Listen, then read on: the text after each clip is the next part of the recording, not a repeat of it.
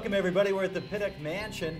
For Henry Pittock to convince his wife to move all the way up on top of the hill from downtown in a more modest house, he told her that he'd hire a chauffeur and a car to take her into town whenever she wanted. She said yes, the rest is history. You should come take a look. It's open for tours daily.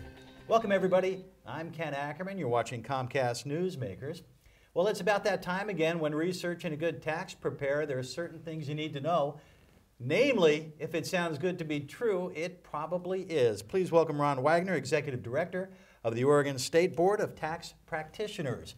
How are you? I'm doing well, thank you. Busy time of year. It is a very busy time for many. You know, what I've been hearing this year, more so than I think any other year, is car dealerships offering tax preparations and federal tax forms free if you come in and use us. Are there a lot of these gimmicks?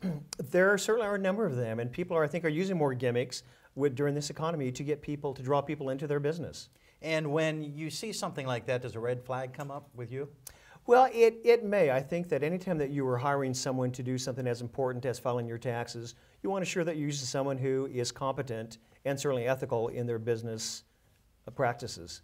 Now, everyone who prepares a return in this state has to be a member of the Tax Practitioners Board, right? That's correct. Anyone who prepares personal income tax returns and receives a fee for doing so must be licensed by our board. So the next question is, how do you know if the person you've hired is licensed?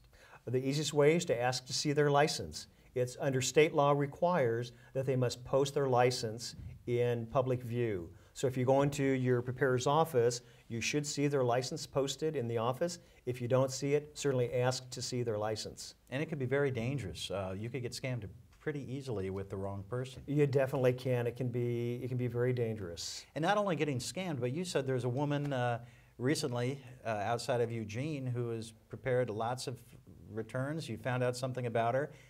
And now a lot of these people, clients, are getting audited. That's exactly correct. It's a very sad situation that we stumbled upon. Was a woman outside of Eugene who had over 500 clients preparing their tax returns, was in many cases giving them very large refunds. As you said in the beginning, if it seems too good to be true, it probably is. And what she was doing to help garner those large refunds was to give them some excessive deductions that were not allowable under the law. Taxpayers always have to remember that ultimately they're the ones responsible for their tax returns. So the Department of Revenue has come in, is auditing many of these folks. They're having to pay back the taxes, the excess taxes that they received, along with interest and penalties in many cases. So what do you look for when you go into an office? Is there anything more to look for than just a certificate? That is going to be the number one thing to look for, is to make sure that someone is licensed. They can be licensed either as a licensed tax preparer or a licensed tax consultant under our board rules. And those unlicensed folks that are doing this, you said, boy, you could lose your identity pretty quickly with all the information you're giving them.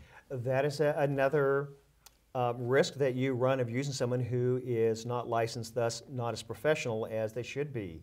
Think about the information that you're providing to your tax preparer. You are providing your Social Security number, you're providing all of your bank account numbers, you're providing your birth dates, your home address, all the information that someone would need to take over your identity. And in this state, you have to have the returns mailed directly to the client.